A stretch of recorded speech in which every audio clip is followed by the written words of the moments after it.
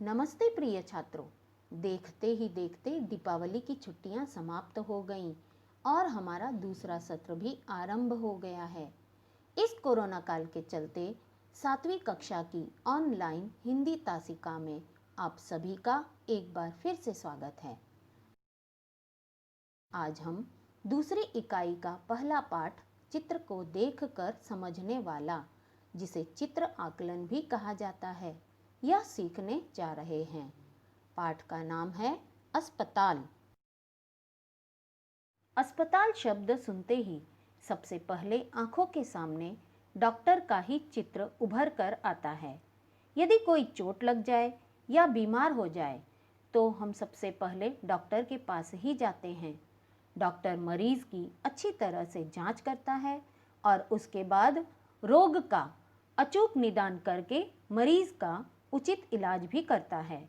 इसीलिए ईश्वर के बाद हम डॉक्टर को अपना जीवनदाता मानते हैं। इस पाठ में अस्पताल का चित्र दिया गया है। अस्पताल के चिकित्सक यानी कि डॉक्टर और अन्य कर्मचारी अपने अपने काम में व्यस्त दिखाई दे रहे हैं।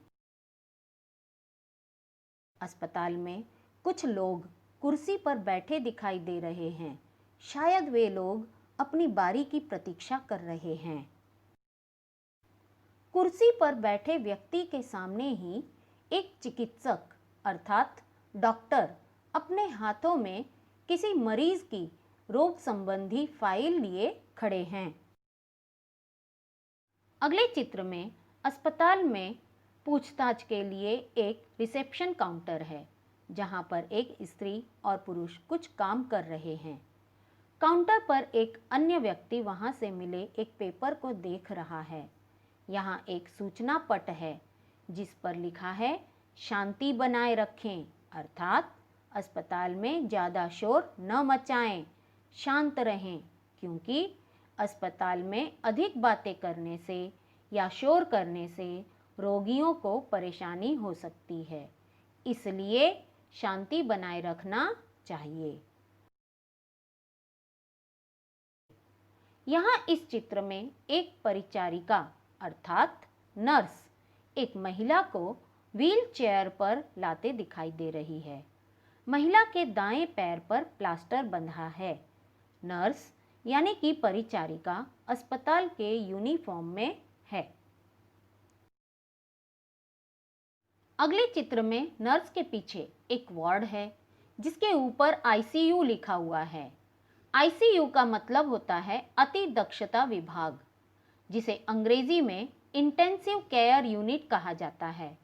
आईसीयू वार्ड पूरी तरह से वातानुकूलित अर्थात एयर कंडीशन होता है। आईसीयू वार्ड में ऐसे मरीजों को रखा जाता है जो किसी गंभीर चोट या बीमारी से पीड़ित होते हैं। इनके लिए गहन चिकित्सा की आवश्यकता होती है। आईसीयू में कई अत्याधुनिक मशीनें और उपकरण होते हैं, जैसे वेंटिलेटर, डायलिसिस आदि। आईसीयू के पास ही दीवार पर 2 सूचना पट लगे हैं जिन पर लिखा है नेत्रदान और रक्तदान महादान।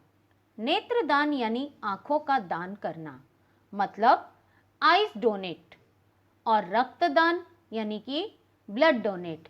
यदि किसी की जान जा रही हो तो रक्तदान से उसके प्राणों को बचाया जा सकता है, इसीलिए रक्तदान को महादान कहा गया है।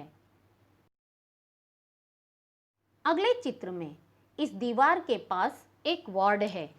इस वार्ड से एक वार्ड बॉय अपने हाथों में कुछ जरूरी सामग्री के साथ बाहर निकलता दिखाई दे रहा है। वार्ड बॉय को कक्ष सेवक कहा जाता है। वार्ड के ऊपर भी सूचना लिखी हुई है, रोगी से अधिक बातें न करें, क्योंकि रोगी को अधिक आराम करने की जरूरत होती है। इस चित्र में वहीं पर एक महिला गोद में एक शिशु को लिए खड़ी हुई है, अर्थात उस महिला की गोद में एक छोटा सा बच्चा है जिसे वह लेकर खड़ी हुई है। पास ही एक बालक भी खड़ा है। उसी बालक के सामने एक डॉक्टर साहब भी खड़े हुए दिखाई दे रहे हैं। ऊपर रोगी से मिलने के समय संबंधी सूचना लिखी हुई है। रोगी से मिलने का समय सुबह 8 से 10 और शाम 4 से 7 बजे तक का बताया गया है। यहाँ इस चित्र में परिवार से संबंधित घोष वाक्य है। छोटा परिवार, सुखी परिवार।